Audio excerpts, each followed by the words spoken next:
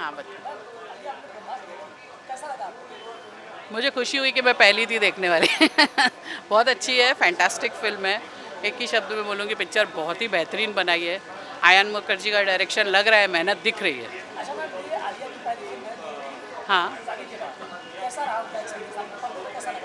वो शादी के पहले वाला दिखा। वो जो एक रोमांटिक जोड़ी होती है, दोनों की आंखों में प्यार दिखा। रणबीर कपूर 25 साल के लग रहे हैं और आलिया 16 साल की लग रही है। तो एक न्यू कपल होता है जैसे, न्यू फ्रेश, वैसे लगे दोनों, बहुत सुंदर लगे।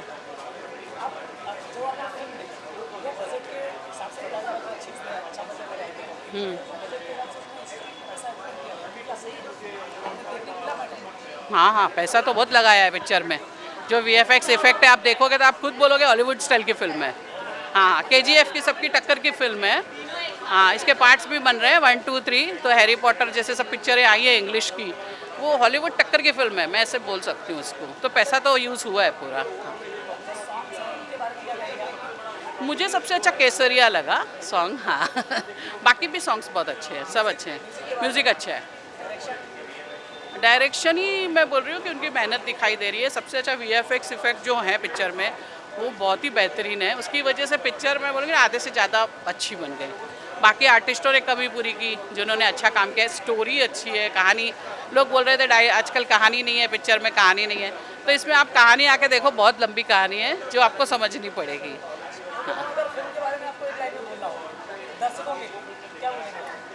ब्रह्मास्त्र। नाइस फिल्म, एक बार ज़रूर देखने आए, नहीं तो मिस करेंगे। वो अच्छी फिल्म देखना मिस करेंगे। मैं 4 दूंगी, क्योंकि 5 दिया तो लोगों को लगेगा पैसा दिया है। है ना? Okay, bye bye.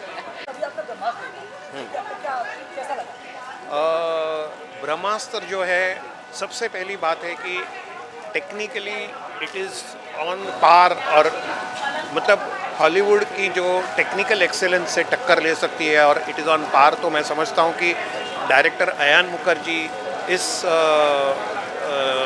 मिलेनियम या इस ये डिकेड जिसे 10 साल बोलते हैं, शोमन साबित हो जाएगा कि उन्होंने जिस तरह से माउंटिंग की है और प्रोडक्शन वैल्यूज़ की है, तो बहुत ही बढ़िया है।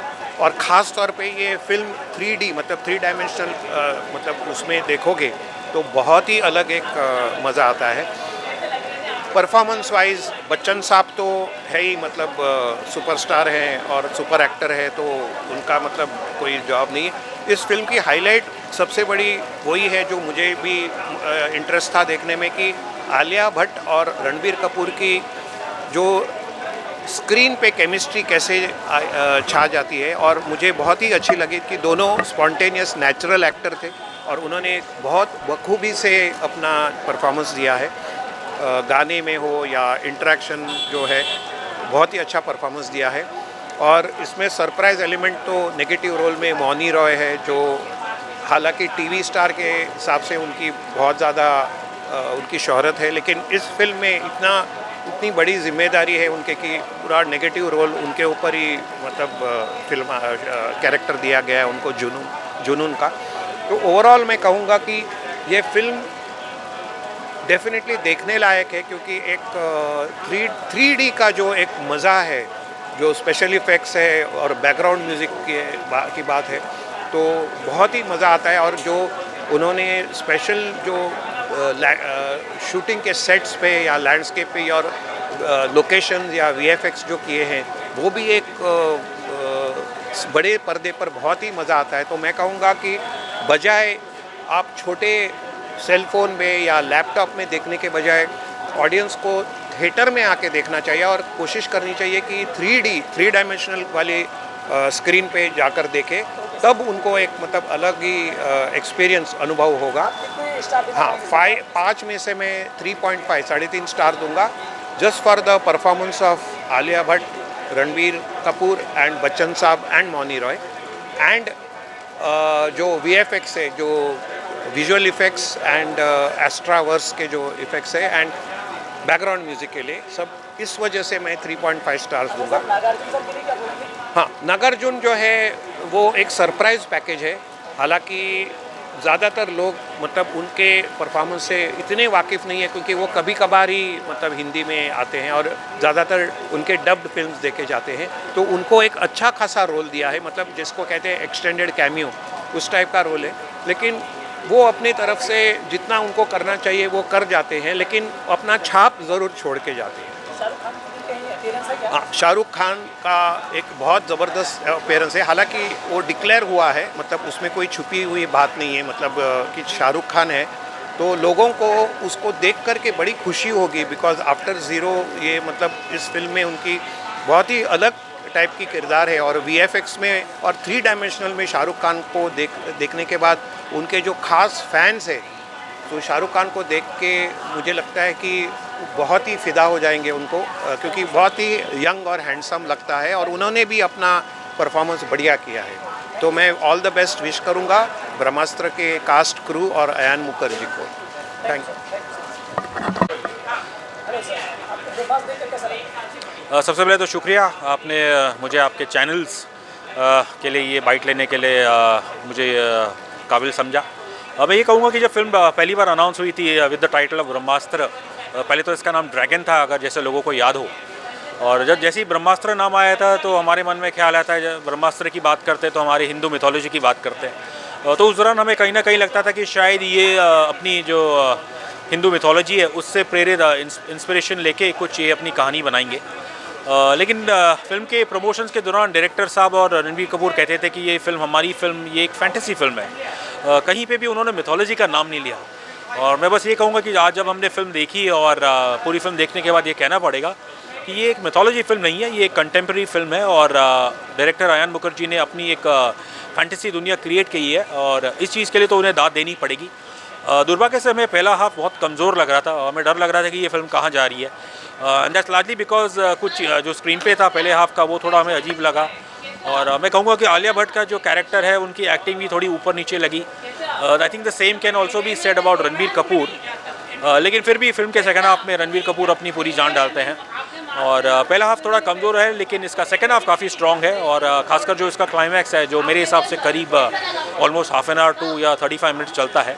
और फिल्म का अगर मैं कहूँगा एक हीरो है तो वो है इसके विजुअल इफेक्ट्स। बहुत कम होता है कि हमें हिंदी फिल्मों में ऐसे लार्ज स्केल लेवल के बहुत ही बेहतरीन विजुअल इफेक्ट्स देखने को मिलते हैं। मुझे याद है, आई थिंक इससे पहले अगर किसी हिंदी फिल्म में मुझे सबसे अच्छे विजुअल इफेक्ट्स लगे तो वो थी तुम्बाड़, जो कि दुर्भाग्य से बहुत कम स्क्रीन में लगी थी, लेकिन उसका जो एक विजुअल अपील था कि वो उस दुनिया में हमें लेके चला गया था।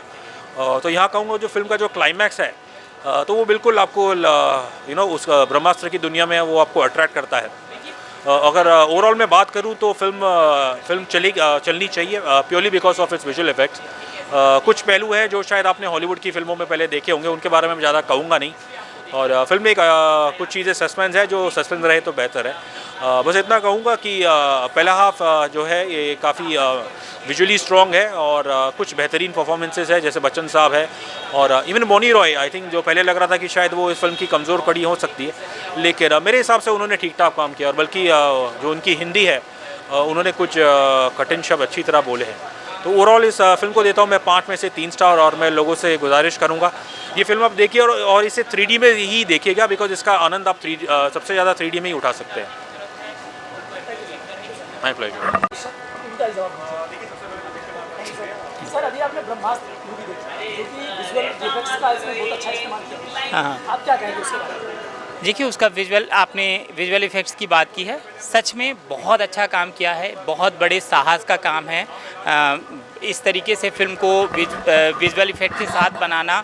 और अयान ने अपने तरीके से अपनी कहानी या उनकी अपनी रचना है, तो उनको अप्रिशिएट करने के लिए फ़िल्म आपको ज़रूर देखनी चाहिए। रणबीर को मैं बहुत पसंद करता हूँ एक एक्टर के तौर पर, उनको अप्रिशिएट करने के लिए आपको ये फ़िल्म ज़रूर देखनी चाहिए। आलिया को आप जानते हैं, आज आलिया बेंचमार्क हैं बॉलीवुड का, हर कोई उनके जैसा बनना चाहता है, तो सब कुछ आपके फेवरेट हैं, इसलिए थिएटर में इस फिल्म को देखने आप ज़रूर जा सकते हैं। सर, फिल्म में नागार्जुन जी की एंट्री है, उनके कैरेक्टर के बारे में क्या कहेंगे? और उनको देखने का मन करता है। जब अभी फिल्म का कोई हिस्सा मैं बताऊंगा तो वो हो जाएगा, स्पॉइलर हो जाएगा, तो उनको और देखने का मन था। हाँ, या उसके जो गीत हैं उसके बारे में क्या कहना चाहेंगे? 2 गाने मुझे बहुत पसंद हैं, केसरिया और एक दूसरा गाना भोले भोले, वो दोनों गाने मुझे बहुत पसंद हैं। क्या पसंद है सर उसको? म्यूजिक या गीत? दोनों ही चीज़ें हैं।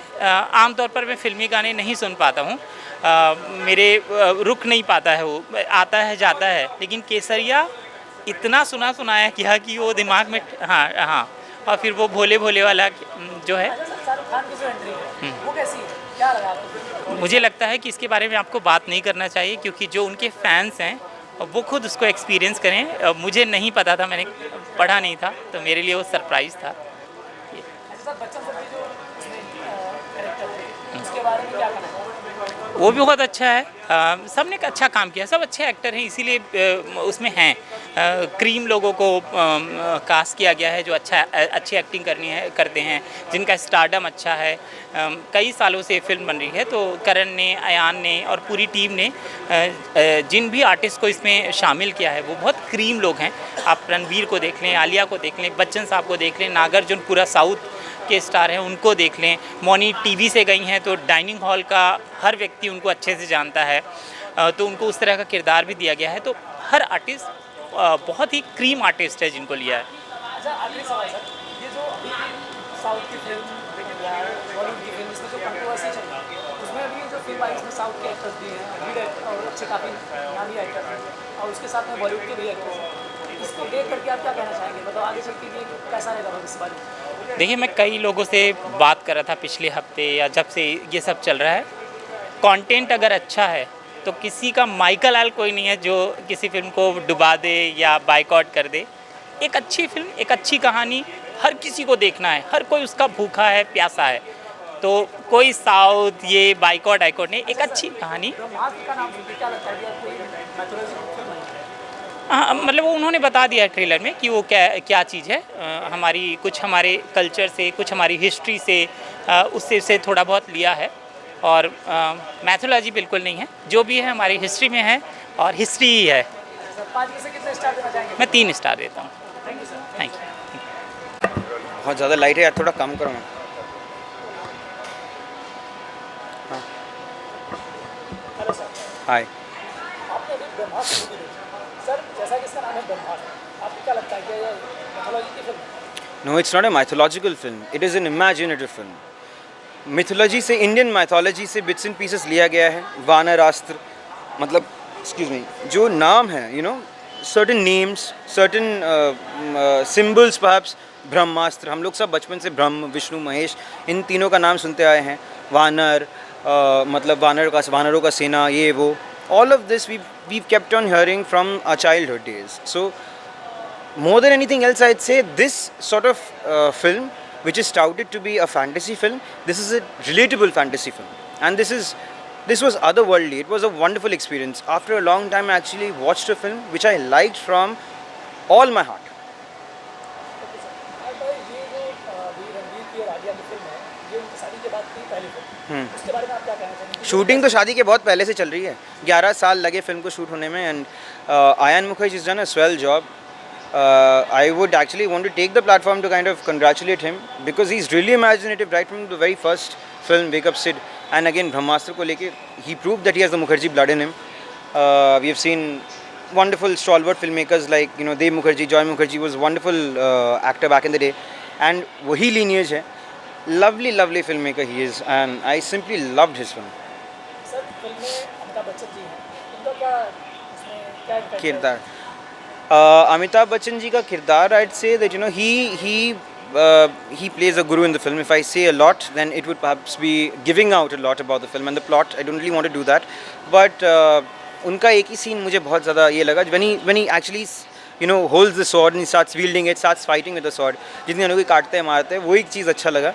पर उसमें बहुत ज़्यादा कट्स थे, because obviously he is a man who is, you know, beyond 70, and maybe for the character Ayan required a you know, face who has that kind of aura and that kind of you know, stature in the industry, जिनकी वजह से उनके लिया गया। But besides that उनका तो उतना impactful नहीं था मेरे हिसाब से। After seeing Shahrukh Khan in the first scene, मैं वहीं पे फ्लोर हो गया, because it is a hiatus of a long time now. Recently we seen Mr. Khan in Rocketry, but in this film Brahmastra you actually get to see him in his real self, for that matter. You get to see him in his own element, and that actually brought a lot of thrills in my entire body. I felt as though I fell in love with him all over again after all of these years. Mouni Roy के बारे में क्या कहना चाहेंगे? वही एक मुझे थोड़ा सा माइनस पॉइंट लगा आयन की कास्टिंग में. I don't know what he felt. Again that's his, I mean it's his money and it's Karan Johar's money, his imagination that he actually roped in Moni Roy. But I personally felt that, you know, he should have gone for somebody who could actually do justice to the role. Somehow I felt even after giving a really meaty role to Moni, she could not really hold her ground in the film. Sir film में नागार्जुन जी भी हैं, बच्चन जी भी हैं, तो क्या आपको लगता है कि ये साउथ और बॉलीवुड का एक मिक्स पैकेज है? ये तो मुझे करण जौहर की कुछ फिल्मों से लग ही रहा है कि मतलब he is trying to take in a lot of south actors into consideration into the bigger picture. Liger में it was a pathetic film, but we have seen Vijay Deverakonda, he worked in a Hindi feature film for the first time. Film पिट गई thankfully. And in this film we see Nagarjuna again. But again, Nagarjuna, ये first time तो नहीं है that Nagarjuna has worked in a Hindi film. He was there. We've seen him in a lot of other films as well. So वो भी बोलना ठीक नहीं होगा. But मेरे हिसाब से जो भी हो रहा है अच्छा ही हो रहा है. As long as we can get to see nice films with good actors performing the role to the T. Surprising element क्या रहा था?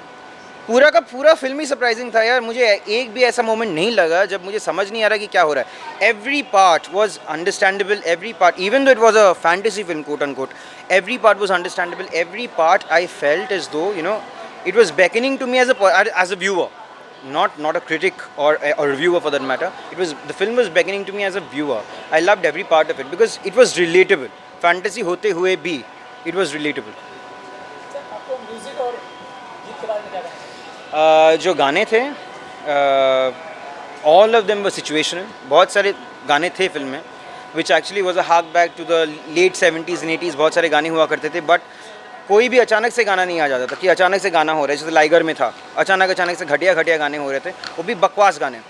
In this film every song was situational. Every song actually had some action that was entailed to it. That was the best part of it. और background music का क्या कहना, it was wonderful. It was actually a driving force in the entire narrative of the film.